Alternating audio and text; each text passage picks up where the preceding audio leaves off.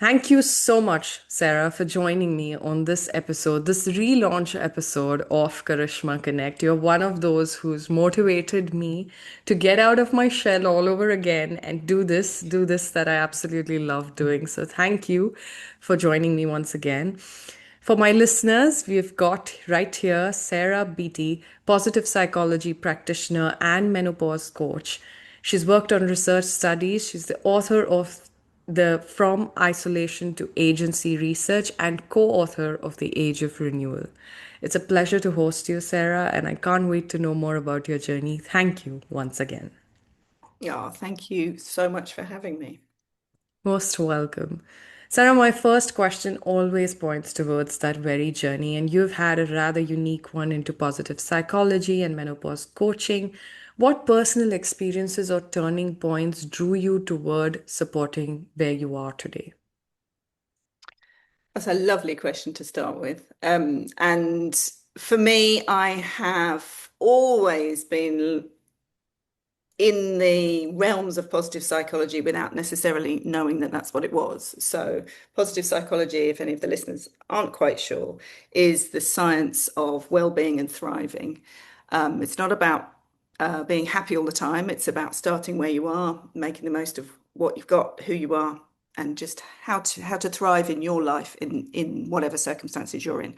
And before I was working as a menopause coach, I spent several very happy decades as a teacher. Oh, And so a lot of my work was about if the kids are happy, then they will learn mm, rather than force feeding them bits of knowledge and things to remember in a quiz later in life that they may not really know. So I always felt it was important that the starting point was always being feeling healthy and secure and happy in who you are and knowing what to do when things go wrong. That's a very important part of education. mm, mm, And mm, so for me, when I noticed that things were changing for me, mm, and a lot of different symptoms were happening, um, in different ways and impacting my family and my responses to them. And I suddenly had been top of my game at work, and suddenly I was losing my confidence and I couldn't remember things. And I can remember one day teaching maths and I'm writing out an equation on the board, and I literally halfway through could not remember the next step. And I can remember an 8-year-old saying, "What's she doing?" And mm. I'm thinking, I don't know. and and and things like that that I just it's actually this is not okay and this is not right and this is not me, you know. I've always been capable and confident and curious, and it just something was obviously off. And Yes. I did what so many of us would do, turn to the internet to start with, and couldn't really figure it out. Went to the doctor, who said to me, "Oh, it's probably to do with menopause, but you know, you've managed these few years, perhaps just sail on through." Mm, And so knowing what it was helpful, but actually it didn't make a difference, and my life was really challenged in some ways. I wasn't sleeping, I wasn't eating properly. My motivation to exercise, my motivation to do anything, really slipped away. mm, And I just thought, no, this isn't right. There's got to be more. And so I started looking more for myself, came across the work of the brilliant Dr. Louise Newson, and went back to the doctor, saw a different doctor who said, "Do you want some antidepressants?" I'm like, "I'm not depressed. I'm not right. I'm not myself, but I'm not depressed. Do not do that." And yeah. he started me on some medication, some hormone therapy. And at the same time, I had just started a master's in applied positive psychology and coaching psychology. And so I was learning about all these ways to look after your resilience, you know, all this stuff about well-being. And I'm thinking, well, this is great. This is wonderful. You know, mentally I'm feeling wonderful, but is this still not quite me? It's still not quite right. And my supervisor, when I went to do my research, I said, "Oh, I want to do something about education. I'm going to do about coaching in the kids." And she said, "Absolutely, we can do that. However, Mm, you're doing this course. You can go back to the teaching stuff tomorrow, but this could be a chance to do something just for you. What else is on your mind right now?" And I went, "Oh gosh, brain fog." mm, Brain fog, menopause. I don't know anything about it. And I said, and I've been looking and I can't find anything about it. And she said, well, that's probably why you need to do it. Yeah, very true. Yeah. And so I did. I jumped in and I did the isolation to agency Mm. um, study, Yeah. which was a hugely humbling experience. I got to speak to women from 7 different countries around the world, and they shared so openly and freely their journeys and their experiences. And it was just eye-opening Mm. in a way that I hadn't expected. Um, and some people's physical symptoms were a lot more profound and Mm. impactful than mine, and some people's were less. Mm. But no, none of these women had been able to go and talk about this to anybody. And so having a space where they could just be themselves. And one of the ladies described it. She said it's like letting out a sigh of relief, just knowing that you're not the only person going through this. Um, and that's when I started talking more about it in my workplace and in the staff room.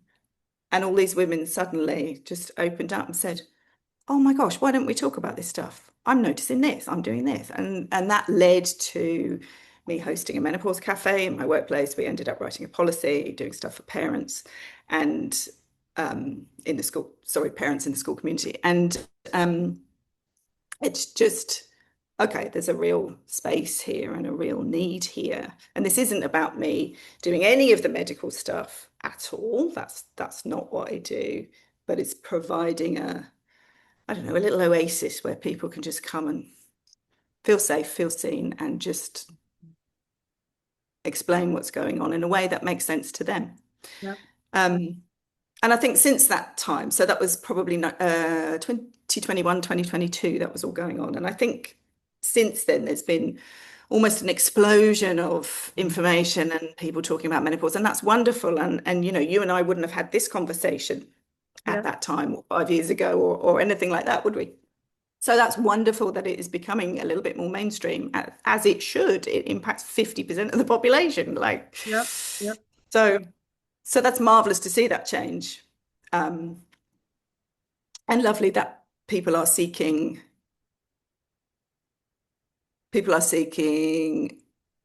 appropriate, correct information. And I think that's one of the things that's a little bit tricky about it is there's a lot of what I'll call meno washing, where people will just slap a menopause label on a face cream or a tablet or I don't know, an exercise program or anything, go, this will help you with your menopause. And actually, that's not necessarily the case. It's often the case for putting the price up, but not necessarily going Yeah. to help you Yeah. in the ways that you're hoping. I am noticing a similar trend around men and andropause, Mm. and not many Mm. people are talking about it. That's also a gender that's going through. Do you think that that is a space that again people need to speak about and, get it out there because there are these two genders going through this entire transition together. What do you have to say Yeah. about that? What does that concept mean and what is Yeah. its relevance? Absolutely relevant, and particularly for couples. And the main difference is that for men, the decline in their hormones is sort of gradual, like a Mm. gentle slide, if you like. Whereas the women's is a little bit more, I'm going to say the word chaotic. If the men's decline in hormones is a gentle slide, the women's is more like a roller coaster. It's Mm. up and down, it's Mm. fast bits, slow bits, and a little less predictable. Mm. Mm. And so those things, if you're, in a marriage or a long-term partnership, they're often colliding at the same time. Yeah. And men and women may not be aware of what's going on in themselves. So that makes it difficult to talk about if you're not quite sure what's going on. And I think I've noticed that here in the UAE, there are um, clinics which will see men and women at the same time. They'll see a married couple at the same time Mm. Mm. so that they can support them together in their journey rather than, okay, let's fix the man, fix the word. Sorry, fix is not the right word, but that's the one that's come to my brain. So that they're sort of on the same track at the same time. Mm-hmm. And I think that is a wonderful way of thinking about it, a holistic way of looking at relationship. I think that's brilliant. Um, Less specifically about that, though, and probably a bit more generically in what's actually going on, though, is, and this is a bit of a gender thing, but men tend to be a little less open about what's going on Yeah. and the changes for them, and particularly in ways that are personal and to which their identity may be attached. I'm going to go back to the research. And as a research student, I know most of the researchers are limited in the spaces that they exist in because unless another researcher enters that territory. So I want to ask you, simplified, broken down, what is that one insight or story that you think from your research so far that participants need to know about? Oh gosh, what a great question. So for isolation to agency, the fact that other than symptom specific Mm, research, there's not much out there at all. So I was looking specifically at self-acceptance, mm, and how women view themselves and the impact of menopause on that, particularly for women with perimenopause or brain fog, mm, and nothing existed.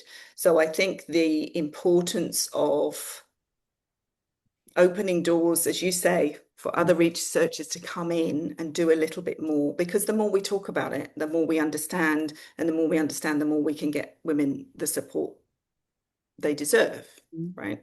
Great, yeah. Um, and going back to what I said earlier, I think just in my research study, I was surprised at that sense of isolation that Mm, women often don't feel they can talk about it. You touched upon shame, and there's a lot of cultural nuance in that. And then within individual families, mm, some people are okay talking about things and some are not. So I think for me that sense of isolation that can come.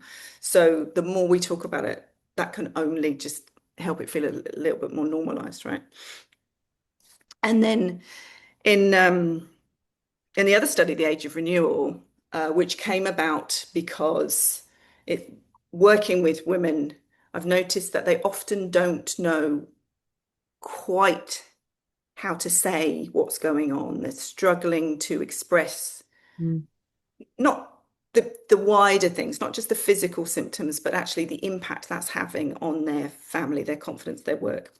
mm, And so my colleague Janny and I, we wanted to try and create a space where women could express what's going on in a way that makes sense to them. mm, mm, So that meant allowing or inviting women to share their stories through whatever made sense to them. So whether that's collage or photography or poetry or a voice note or writing it down or whatever, mm, just encouraging that expression. mm, And what came out through that was two things. One, again, that sense of relief at being able to express in a way that made sense to them. mm, So all the participants felt really positive afterwards. mm, And quite a few said, I've shared stuff here I've never shared anywhere else. mm, So that was interesting. And I think that ability for creative outlets mm, really encourages that true connection to who you are and what's going on in whatever it is, whether it's menopause or anything else. And then the other thing that came out was still that hesitation of women to really jump in and connect with talking around menopause. There's still a little bit of, yeah. is it okay to say this? Is it not okay to say this? We invited Very true. literally hundreds of people to Mm, participate from all sorts of groups and all sorts of places, and only about 30 did. mm. And Surely we're that's running it again next year. We're hoping it will take off a little bit more next year. mm, But it came down to Some people saying, well, I don't really feel comfortable. That, that's Mm. fine. And some people saying, I don't know what to say about this because they're still in that I'm trying to understand. unknowing in themselves. Yeah. And therefore you have trouble explaining to somebody else.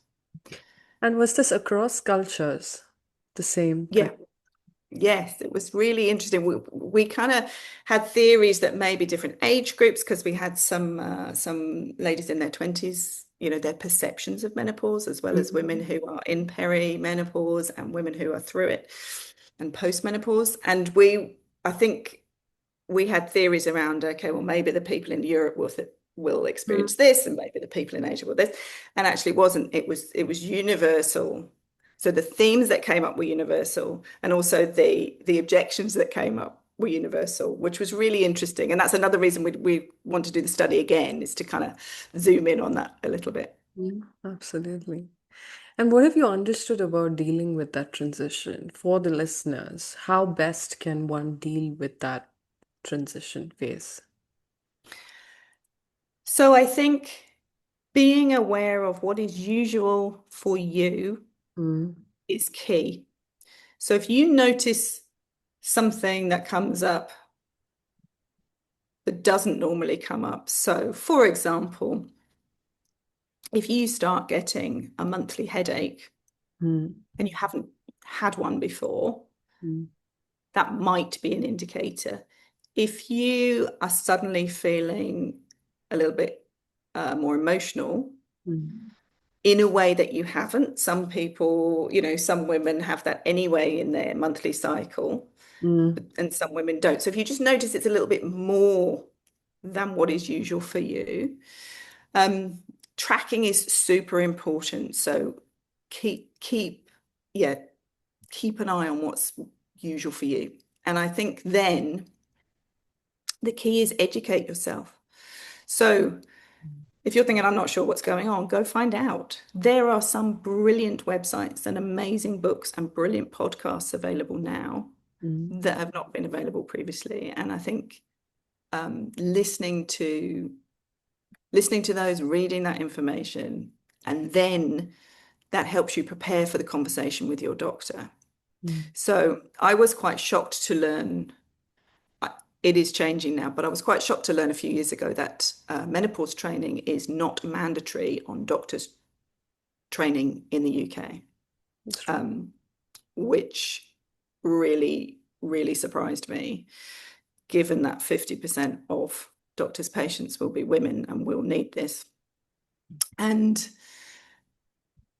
um, so the doctors don't always pick it up in the same way Mm. that you will know. And like I said, I was offered antidepressants, and I've got friends who were told, well, your aching joints, that's arthritis. So actually, it's not, it's something else. Yeah. So I think being aware and being prepared to go and talk to your doctor, Mm. and using the resources that are now available is really important. Talk to people. Your mum's journey is going to be the most similar to yours, not necessarily identical, but you need to understand what your mum's journey was, if she knows. You know, Yeah. I can remember my grandma saying, menopause? That wasn't invented in my day, because of course they didn't talk about it No, then. not at all. um, if that's an option for you, maybe that's not a conversation you can have with your mum for whatever reason. But if you can, find out what her journey was. Do your own tracking. Keep up to date. Keep yourself curious and read about stuff. Don't blindly think that something, like I said before, that it's just got because it's got the word menopause is going to fix anything, because it 9 times out of 10 it won't. Okay, so you just be cautious around stuff and be sensible about it. Bear in mind that companies are trying to make money from you, and they will do that if they can. So Yeah. I think you just need to be aware and stay on top of things. And what about post menopause? I'm curious to know because you've spoken to a lot of people. Is there something as a post-menopause, and what happens afterwards? Because afterwards, again, you're dealing with a different range of emotions, and there's a lot going on. So, what has your experience been about that so far? So I think what's the greatest thing that's coming out is that women are more aware of their own boundaries and their own wants in life. I think Mm, women are terribly busy through life. mm, mm, mm, And when you get this, everything's up in the air because your hormones are changing quite quickly. And then when things start to settle, you've just got a little bit more space to think about yourself. Often at this point, your kids are becoming older and a bit more independent. Maybe they've left home. And so you've got a bit more breathing room. You may be, if you're working, um, you probably know what you're doing. It's not like you're new in a job and you've got to figure it all out. So you've got this headspace, and a lot of women are coming and noticing the opportunity through this time, mm, which is brilliant. And they're reconnecting to joy in a way that maybe they haven't had time for a while. They're getting joy through their family and getting joy through being busy and getting joy through work. But now you've got time to go, oh, actually, I really used to love singing in a choir, or mm, here's that idea for a book I wanted to write, and now I've got time to do it. Um, so those sorts of things are brilliant, and I've seen that in quite a lot in with yeah, the women I work with. yeah. Um, and just a reminder that actually menopause, by definition, is just one day. It's the day 12 months after your last period. So we talk about this big transition, and I'm in post-menopause now, and that's just like the rest of your life after you've stopped having your periods. Mm. So for some women, yes, you will still be experiencing some symptoms for a little while, and then it should settle down. What is that one taboo that you think still needs to be busted in order to make this a better place for women? Well, now that people are more openly talking about menopause, that's wonderful. But we run a real risk of it being labeled a problem, Mm, and that there is something wrong with women at this point. And that's not true. It's just a part of aging naturally. mm, Um, and it comes back to understanding. So the more we talk about it, the more we understand it, the more we can support women in the ways that they need. But I think we need to be very cautious around over over dramatizing mm. Right. what's happening, because you don't suddenly want employers to go, gosh, you're telling me that this lady that I'm thinking of employing is going to go on maternity leave. She might need to take time off for her kids. And now there's this other thing going on. Mm, mm, And I think we just need to be cautious around that. Um, right. Mm, and and then in terms of taboo, it's like actually it's just a normal part of aging. We just need to talk about it in the same way we talk about periods and having babies. yeah, yeah, yeah. Very important. Yeah. And what would you say to millennials? That's my last question to you, who are probably inching closer towards that, not exactly, but that time. They're in the time when they could prepare for it or they could do something about it. Is there something that that generation can do about the way they enter now, given the fact that they are in a world where this is being spoken about more because their parents weren't, my parents weren't. Um, Yeah. but what can one do in that generation? Yeah, I love that question. I think it goes back to what I was saying earlier about tracking, know what's usual for you. And I think just being a little bit open and patient and educated, Mm, because whatever age you are at, you are going to know or come across or be related to or work with some women who are in perimenopause and menopause. mm, And so true, yeah. if you know what they might be experiencing, then you're much more likely to be able to form a stronger connection and work. work well and support each other, right? Yeah, yeah. So I think it's about just being a little bit patient, a little bit aware, and a little bit educated. And like I said before, it's about tracking Mm. for girls and yeah, try and understand what happened to your mum if you can. That's where all the great things start. On that note, thank you so much, Sarah, for joining me and sharing this wonderful knowledge with me. I hope the listeners benefit from it, and more power to you. Thank you, Karishma. Thank you so much for having me.